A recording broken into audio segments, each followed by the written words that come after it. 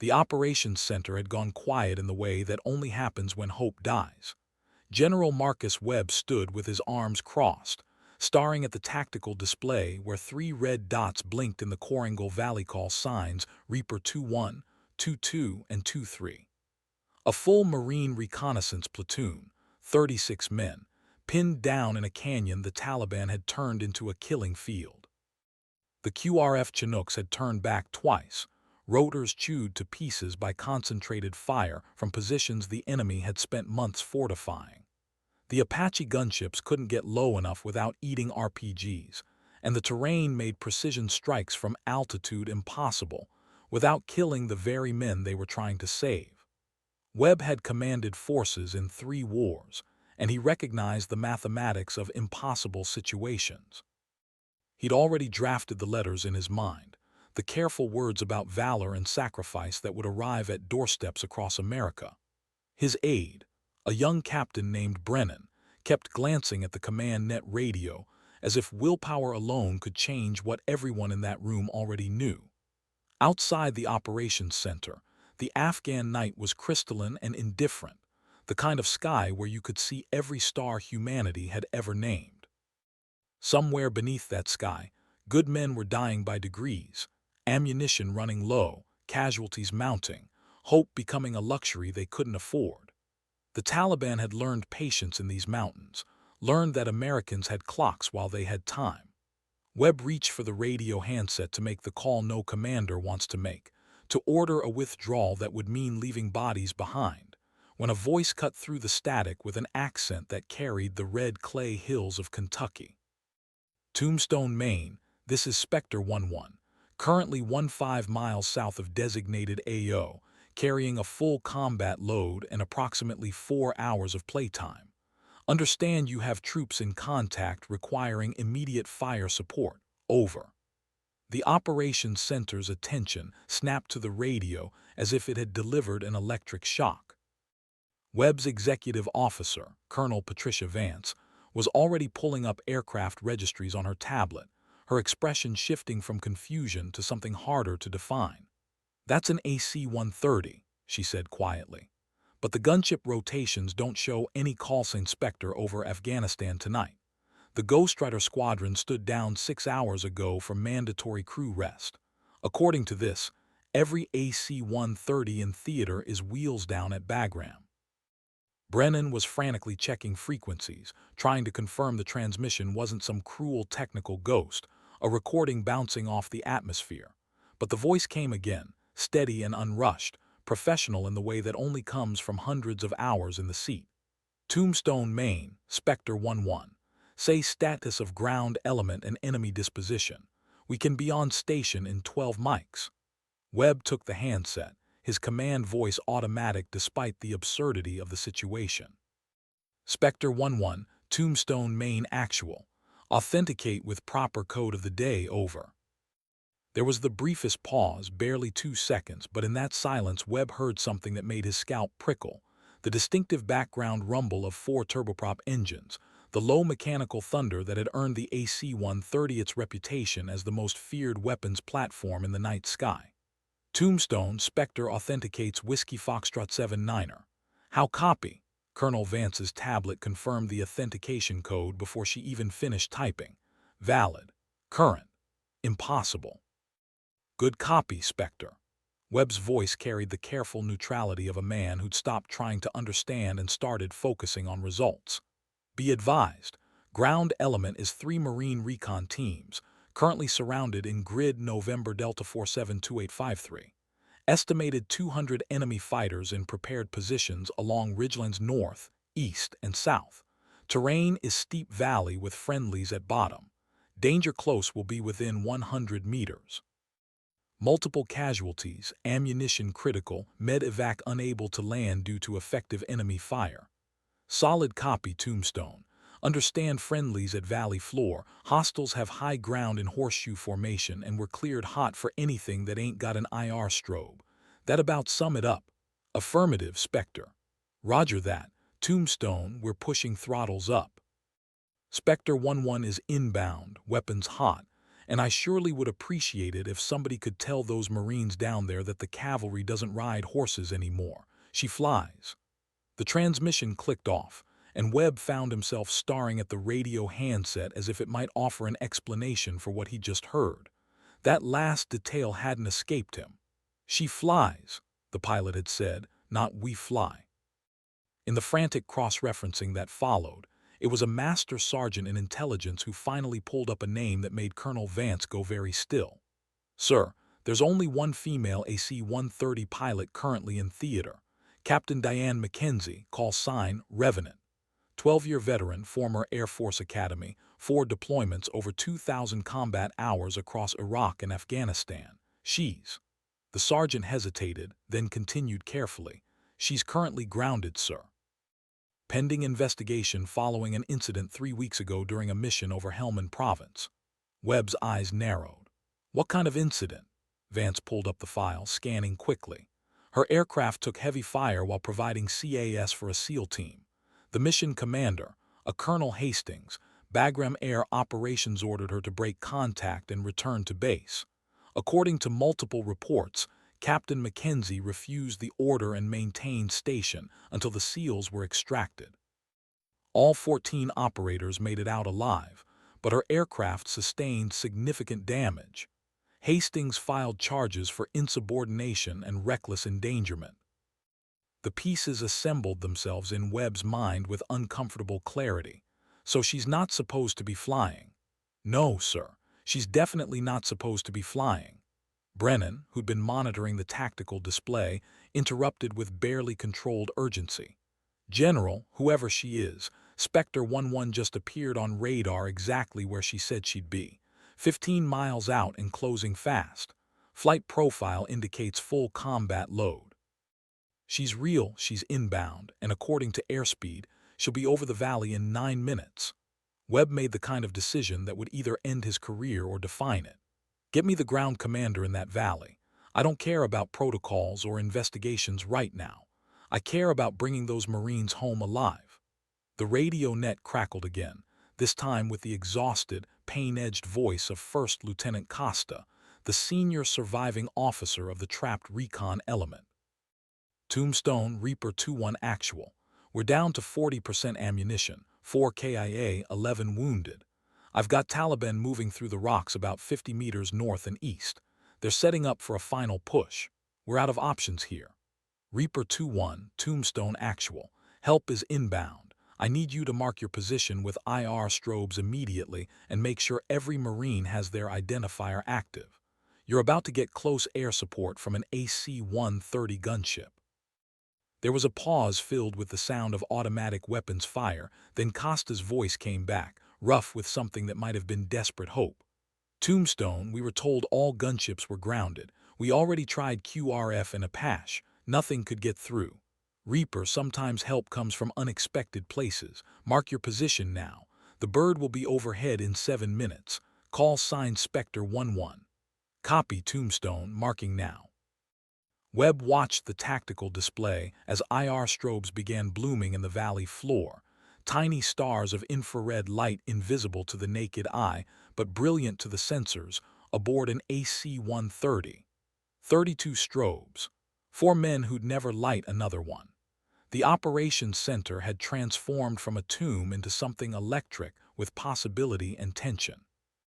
Every screen showed the converging elements: the trapped Marines, the encircling enemy, and the lone aircraft symbol tracking steadily toward the contact area with a bearing that never wavered. Spectre 11 Tombstone.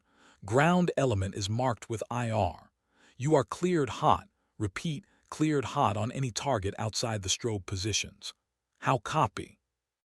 The response came with the kind of calm that combat pilots cultivate like a garden, the tone that says no matter what happens. The person at the controls has been here before and knows exactly what to do. Tombstone, Spectre 11 has good copy, cleared hot outside the strobes. We hold visual on 32 friendly markers. Beginning sensor sweep of ridgelines now. Stand by for initial assessment.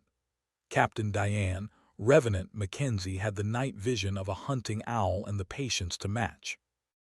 At 12,000 feet, Her AC-130W Stinger II carved a gentle left-hand orbit above the Korangal Valley, while her sensor operators painted the terrain with infrared and low-light cameras that turned darkness into a map of thermal signatures and geometric certainty.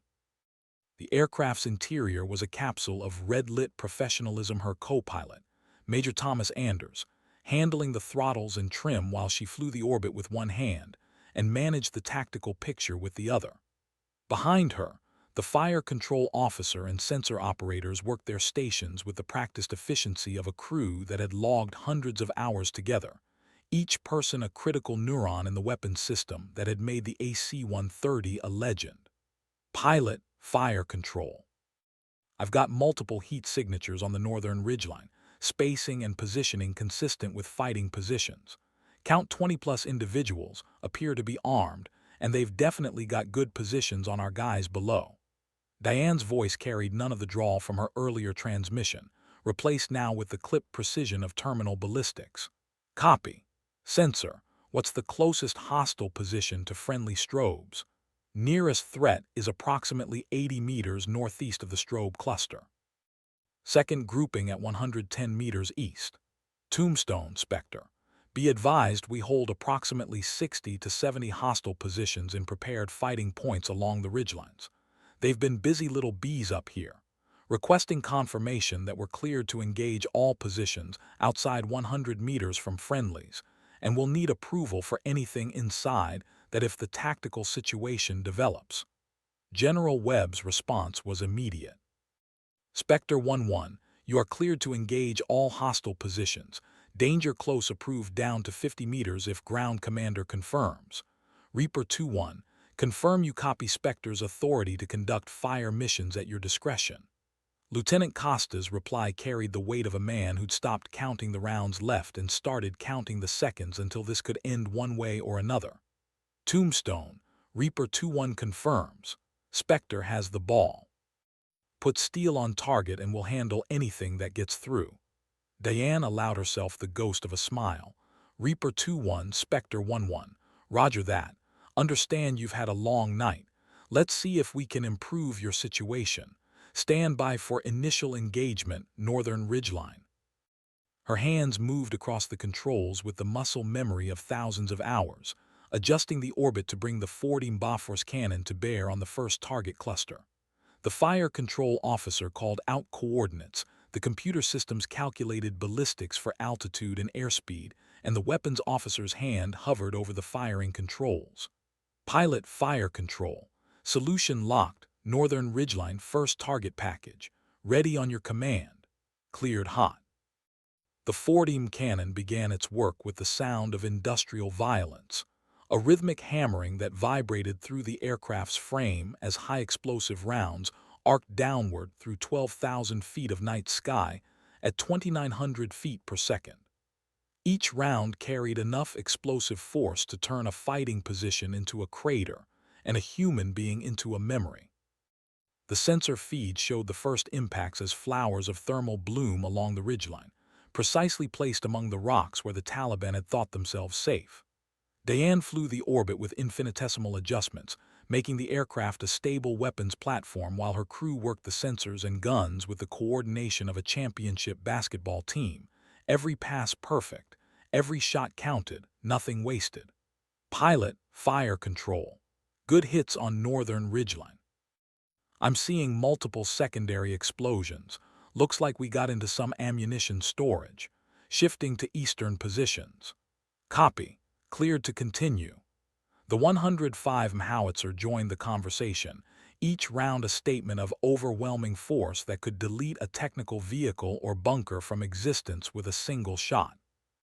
The Korangal Valley transformed into a demonstration of precision violence, the kind of fire support that made the AC-130 worth its considerable weight in gold and complicated logistics. Inside the aircraft, the crew worked with the quiet intensity of surgeons performing delicate operations at range. The sensor operators called out targets, the fire control officer verified each solution, the weapons officer sent rounds downrange, and Diane flew the orbit with the smooth consistency that made accurate fire possible. Below, Lieutenant Costa watched the ridgelines light up with explosions that felt like divine intervention. Reaper elements, Reaper 2-1. Keep your heads down and let the Air Force work. Maintain position and prepare to consolidate once the immediate threat is suppressed. His platoon sergeant, a man named Diaz who'd been counting ammunition by individual rounds for the last 30 minutes, stared up at the invisible aircraft with something approaching religious awe. "LT, I don't know who's driving that plane, but I'm gonna find them when we get back and buy them every drink they can handle." Diane's voice came over the radio again, this time addressing the Marines directly. "Reaper 2-1, Spectre 1-1. Initial engagement complete on northern and eastern positions. We're tracking approximately 15 hostile individuals moving down the southern ridgeline toward your position. They appear to be attempting a flanking movement. How do you want us to handle them?" Costa didn't hesitate. "Spectre, Reaper 2-1. Those 15 are about to become a problem. You are cleared hot, danger close on the southern approach." "Copy, Reaper. Understand we're cleared hot, danger close southern approach. Shifting fires now. Recommend your personnel get as low as possible. This is going to be close." The 40 cannon spoke again, this time with rounds impacting so near the Marine positions that the concussion waves rolled over them like thunder from a storm breaking directly overhead. Diane walked the fire up the southern ridgeline with the precision of a seamstress working fine stitching, each burst calculated to eliminate threats without touching the men she'd come to save. The Taliban fighters attempting the flanking movement found themselves caught in the open by explosions that gave no warning and accepted no surrender. Thermal signatures bloomed and faded. The movement stopped. "Reaper 2-1, Spectre. Southern approach is clear. Thermal shows no remaining movement in that sector." "Spectre, Reaper 2-1. Costa's voice had changed, the edge of desperation replaced by something steadier. "That was outstanding shooting. The pressure's off. We're still taking sporadic fire from the western ridgeline, but it's not coordinated anymore." In the operations center, General Webb watched the tactical display show the hostile positions being systematically eliminated. Colonel Vance stood beside him, her earlier concern about protocols and proper channels forgotten in the face of watching a single aircraft turn the tide of a battle that had been unsalvageable 15 minutes ago. "Sir," Brennan said quietly, "if she's really the pilot who's supposed to be grounded, this is going to create one hell of a situation when she lands." Webb's expression was unreadable. "Captain, right now my only concern is those Marines. Everything else is tomorrow's problem." Diane's crew continued their work with methodical efficiency, systematically clearing the remaining enemy position while maintaining constant communication with the trapped platoon. The sensor operators identified targets, the fire control systems calculated solutions, and the guns delivered precision violence that transformed tactical impossibility into survival mathematics. The Korangal Valley, which had been a death trap when the sun set, was becoming something different under the invisible supervision of an aircraft most people would never see and a pilot whose name they didn't know. Tombstone, Spectre 1-1. Hostile positions are approximately 60% suppressed. Remaining enemies appear to be withdrawing to the northwest. We're tracking them, but they're moving away from the friendlies. Request guidance on pursuit. Webb took the handset. "Spectre 1-1, Tombstone actual, negative on pursuit. Your priority is establishing a secure landing zone for medevac. Can you provide cover for extraction?" Tombstone, Spectre. Affirmative. "We can maintain station for another 3 hours minimum and provide top cover for any inbound aircraft. Nothing's getting near that LZ without our permission." "Outstanding, Spectre. Medevac is spinning up now.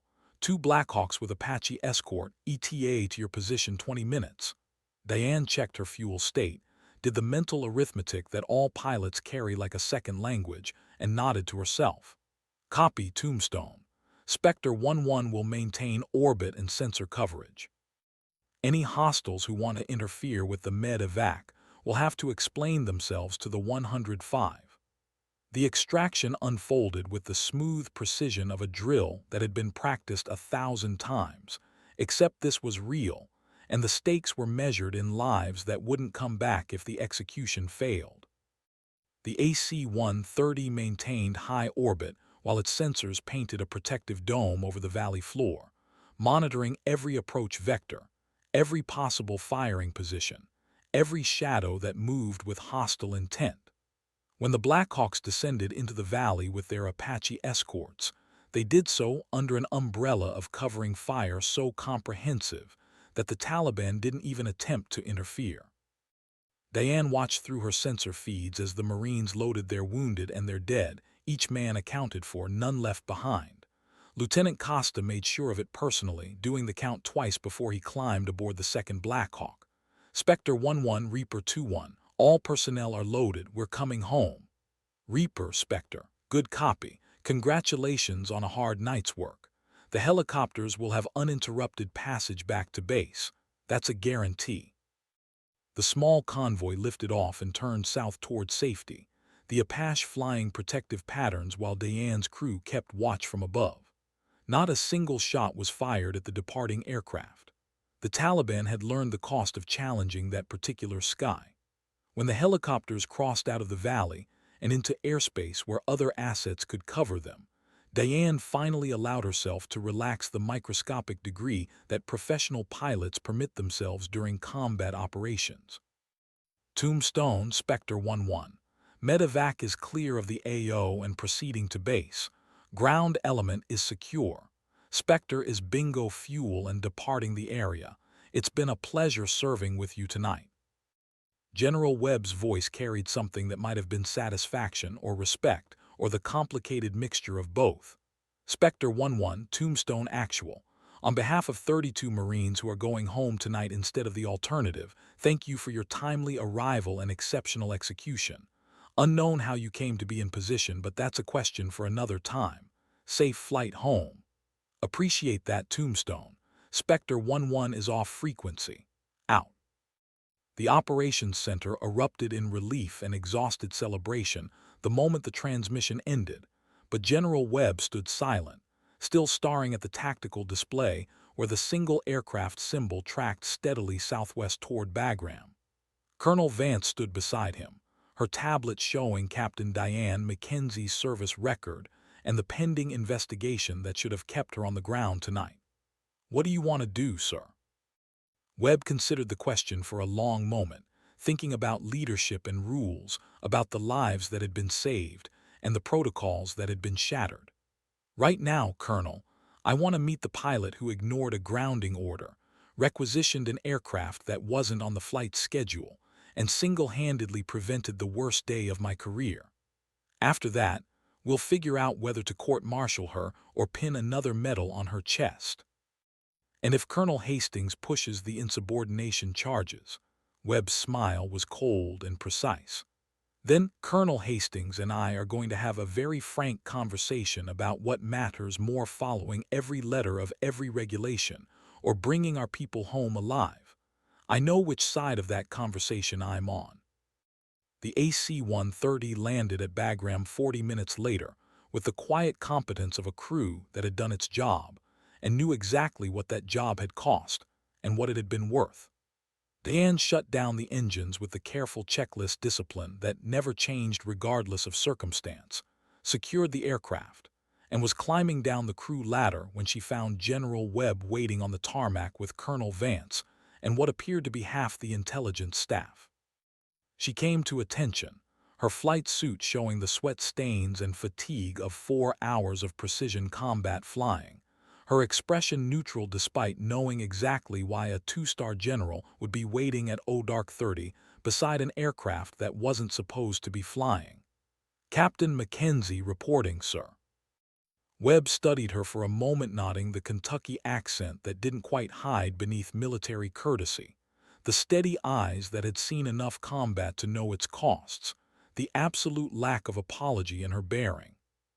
"Captain, you just conducted an unauthorized combat mission while under investigation and currently grounded pending disciplinary action.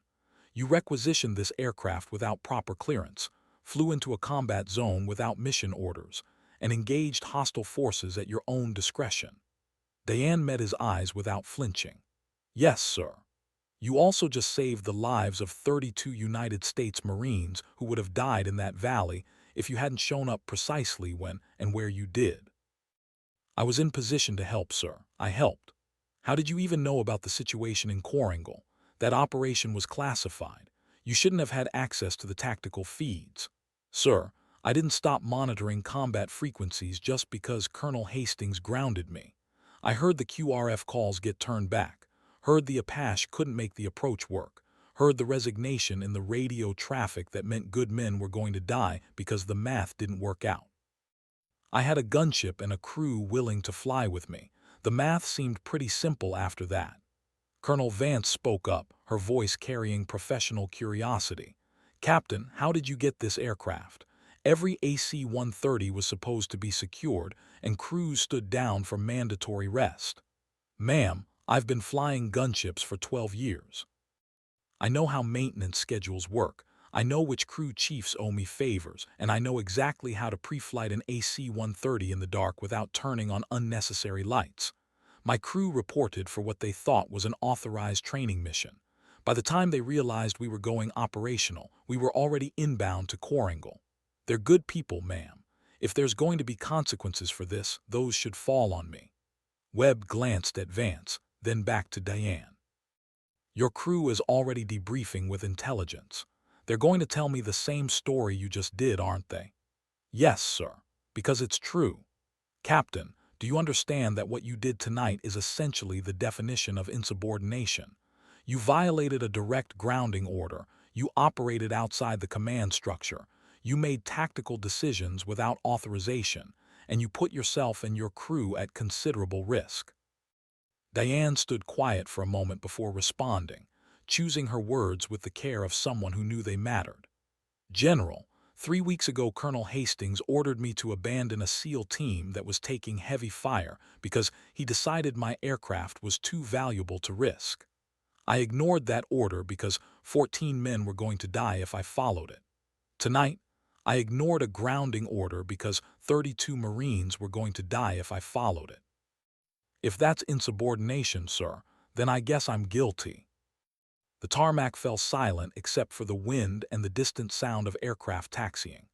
Webb studied the young captain in front of him and recognized something he'd seen before in the officers who defined their generation in absolute clarity about what the uniform meant and what it cost. Captain Mackenzie, I'm going to ask you a question, and I need you to think very carefully before you answer. Do you believe the rules don't apply to you? Diane's response was immediate and unflinching. No, sir.